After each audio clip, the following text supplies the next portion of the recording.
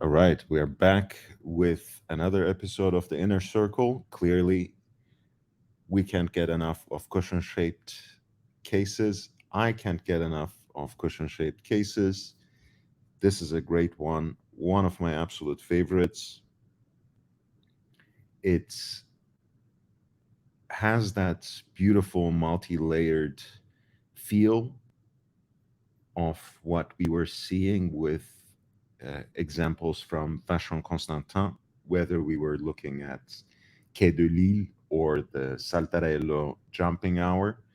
In this case, there is some kind of an interplay between geometric shapes as well, with a beautifully round bezel, a more traditionally cushion shaped case, and then the lugs, which form yet another layer or level. Those are, of course, individually soldered and very elegantly downturned, as you can see from the profile. This particular case shape really lives up to its name, Galet, which means pebble in French, and especially with this high polish in stainless steel, they really look like some of the precious pebbles that you pick up from the shores that have been refined and perfected by the hands of God, by the hand of nature. Another thing that I love about Laurent Ferrier watches are these onion crowns, which fit beautifully with that larger vintage inspired aesthetic, especially for this watch. The dagger shaped indices, uh, the unique assegai styled hands, and a subsidiary dial for small seconds at 6 o'clock. This is one of the pure versions of the watch with the black dial. I disavow the choice of the leather strap on this one. I don't know why people go with such light shades when it comes to leather straps, especially when it's crocodile. I don't get it. But I guess, it harkens to those rare crocodile skins that, make Hermes handbags, which sell for millions of dollars. I suppose that's the aesthetic. I don't get it, especially with this black dial. I would have gone with something black or maybe dark brown. No need to try too hard. Beautiful deployant strap, deployant clasp that is in stainless steel and polished in the same way as the case, and that famous micro rotor caliber with a natural escapement inspired by the original, fashioned by Abraham Louis Breguet. The caliber is beautifully finished, including that snailing done on the micro rotor, which has a stunning bridge in and of itself that is quite reminiscent of a highly polished tourbillon bridge rather than something that sets into balance a micro rotor, a beautifully designed and delightfully finished caliber, classically inspired, and once again, ingeniously devised case shape, minor details that make all the difference, that serve as a unique aesthetic flair. This particular example comes with its papers. No original box, unfortunately, from last year, June, for 35,373.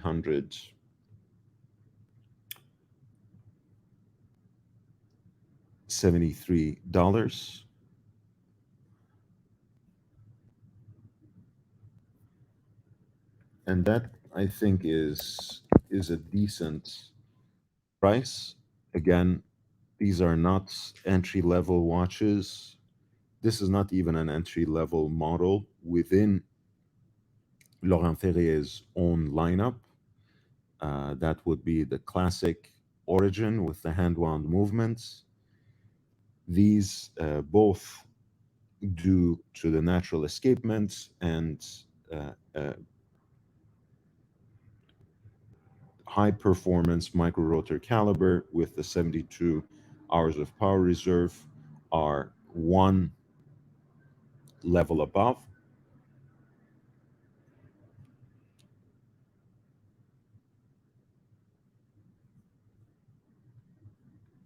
And you don't quite see it here, but the bridges too are very nicely striped by the traditional Geneva waves. Of course, you have the hand finished anglage, and on the base plate, the perlage as well.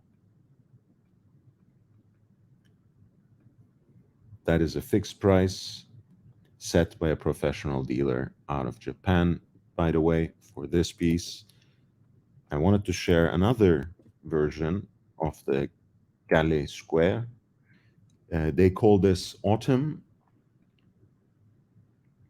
It is really a salmon copper toned dial,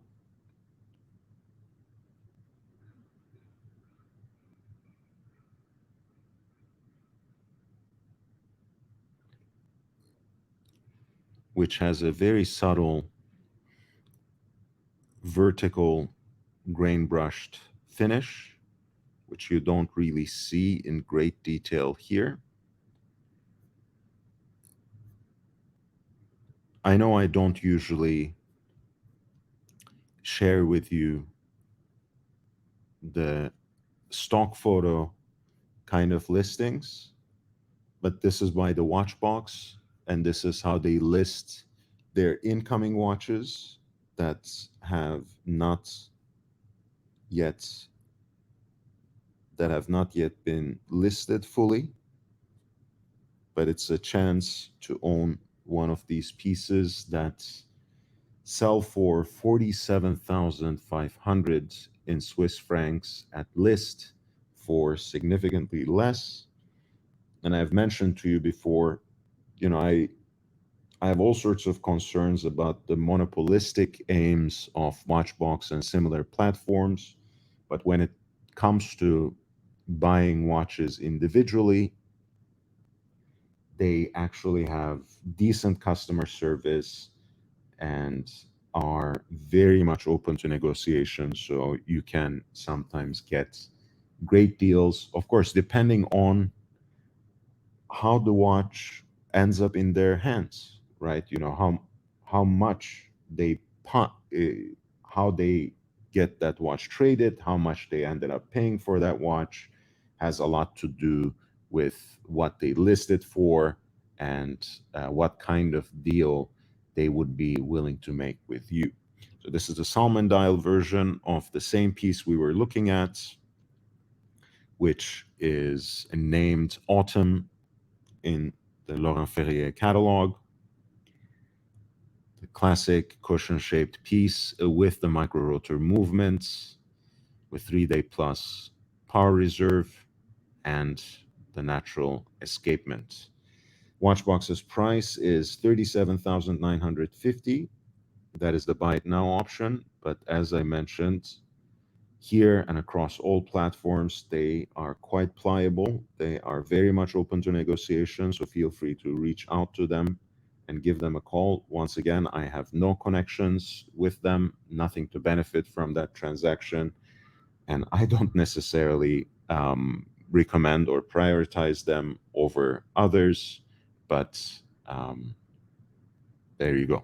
I don't militate against them either.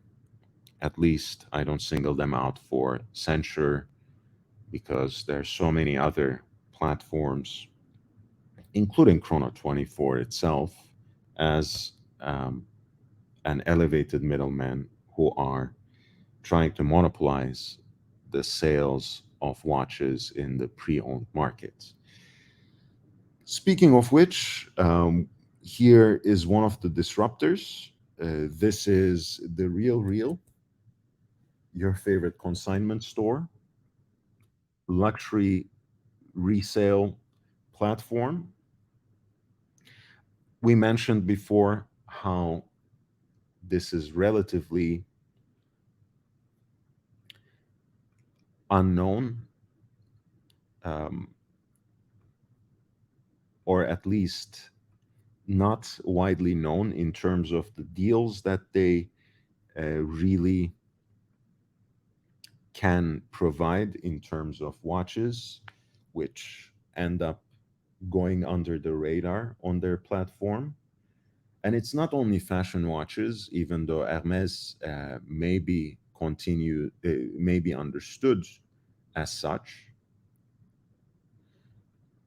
But I think that perception is changing, both with the strong entry that Hermes made into the men's watches markets, with specifically the HO8, their collaboration with Vaucher Manufacture Fleurier, which produces their manufacture movements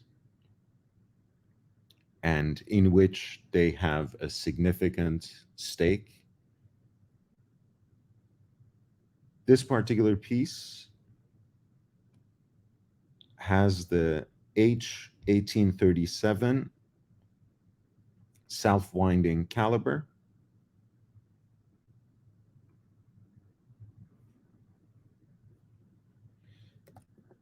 which also forms the base, by the way, for all kinds of Hermes watches these days, including their world time piece, Le Temps Voyageur.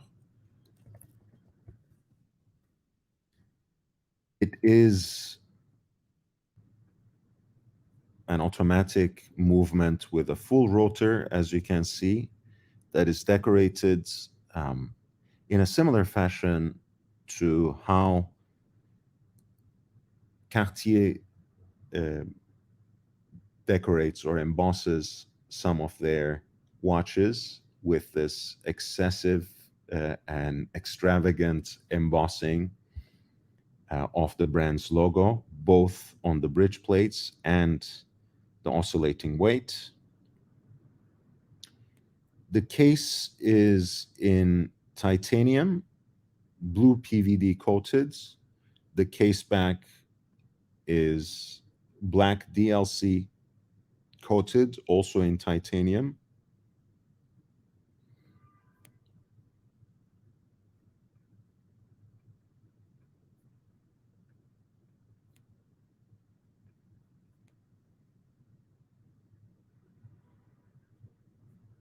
Abyss blue strap,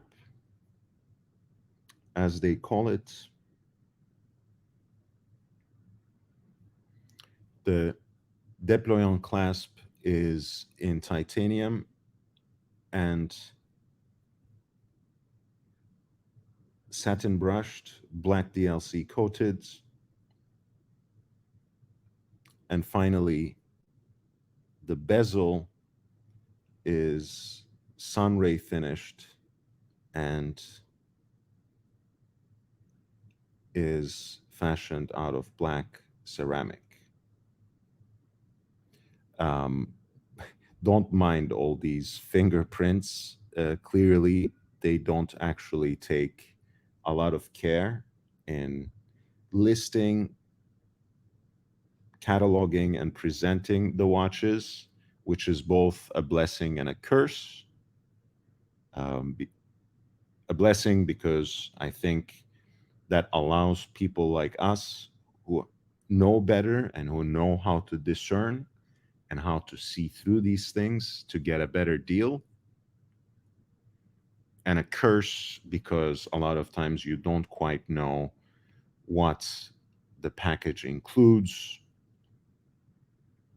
You don't necessarily get the best pictures. You kind of have to um, kind of jump before you can look. But they have decent return policies, especially if you are close enough to one of their locations, at least a drive away from one of their locations. So sometimes it's worth the risk. And this is one of those cases. I love the dimensions of this piece too, in the sense that it is 39 by 42, so quite wearable on all kinds of wrists. And as you know, the cushion case sits really nicely on the wrist, is kind of a snug fit with the deployant strap, sorry, with the deployant clasp that is open to adjustment.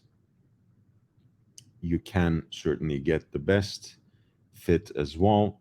I like the larger aesthetic of this watch, just enough blue. Very exciting piece, if you ask me. I might end up adding one of these to my collection soon.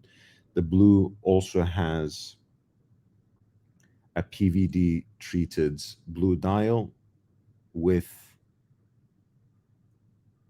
a minute ring that is black with orange details. The sweep center seconds also has an arrow tip that is likewise orange, and there's a date window right between 4 and 5 o'clock. The font was designed by Hermes exclusively for this watch and is quite consistent between the hour markers and the date indicator, which blends quite nicely to the background with the matching um, color and feels quite at home and subtle with the matching of the font as well. Now 15% off. This piece is listed for $4,415.75 on the Real Real. Apparently, it is also available at the Newport Beach store, not too far from here.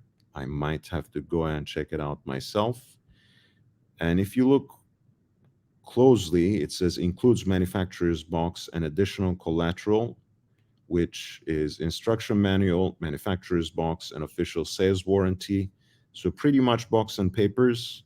What kind of box? I don't really know whether the Hermes presentation box or packaging is included as well. I don't quite know. But in any case, this is such a good deal that if you like the watch, you wouldn't want to pass it up. Um, and one last piece that I wanted to share with you, I know I took too long for this particular episode, is Fears. I love how they adopted this case shape and made it their own in so many ways. If it weren't for the skeletonized hands, um,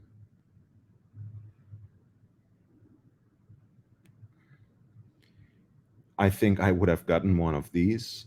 I quite like the standard versions, even the white dial, which is very sober, heat blued, skeletonized hands for even the small seconds. A very nice aesthetic. Again, onion crown, the multi-layered case that plays with the tension between different geometric shapes and the contrast between different kinds of finishes, a high polished bezel, a grain brushed case, and high polished lugs. 2,675 USD, all new from Collective Horology. $3,000 for those grained René dials and applied numerals. Radial guilloche, kind of a vinyl groove detail in that subsidiary dial for small seconds as well. The onion crown.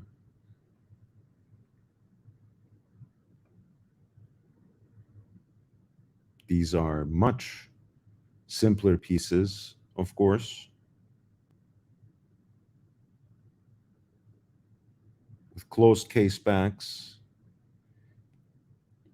high grades, hand wound ETA movements, with 40 hours of power reserve.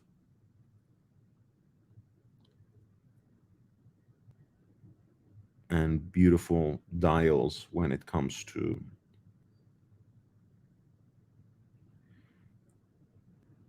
some of the special editions, so to speak.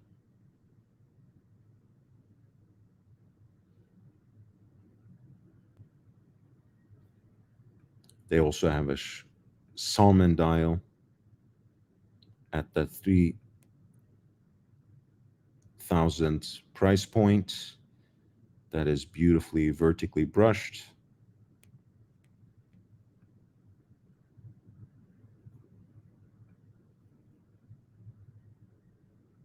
And they also have versions of the watch that come with the 5-link bracelets.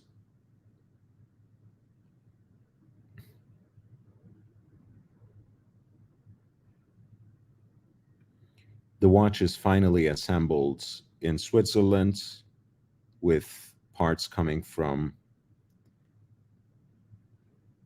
different suppliers, different manufacturers, which are all transparently explained in the descriptions. Just to be clear, you can buy any of these watches with the same style of bracelet. If I'm not mistaken, as you can see, the stainless steel 5-link bracelet.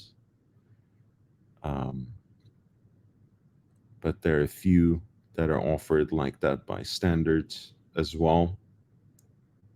Those are the sweep center seconds models, the small seconds versions, which actually happen to be also slightly smaller at 38 millimeters rather than the 40 millimeter of the bracelet sweep center seconds versions. I appreciate this brand a lot, and I like the fact that they are doing something in their own way to revive watch making, watch manufacture in Britain. More recently, they collaborated with Christopher Ward for this exclusive jump hour watch to both benefit alliance of British watch and clock makers, and also once again to jumpstart true watchmaking in the UK. I admire that, and it's not bad to support or patronize a brand like that. They're based in Bristol, and I believe increasingly they're trying to find ways of shifting as much of their manufacture to the UK, which is a noble cause. All right, these are the few options that I wanted to share with you today. Of course, we went to our usual suspect, Chrono 24, but I wanted to supplement that with other kinds of resources, with other platforms that actually offer good deals on pre-owns and sometimes even new watches. So feel free to check it out. If you have any questions about these listings, about the three brands in question, Fears, Hermès, and Laurent Ferrier, please don't hesitate to reach out to me. Any watch-related questions whatsoever, just find me on Instagram at young.brando, write an email to me at lordhellespont5@gmail.com. That is lordhellespont@gmail.com, or simply drop me a line right here on Patreon. I'll see you in the next one. Peace for now.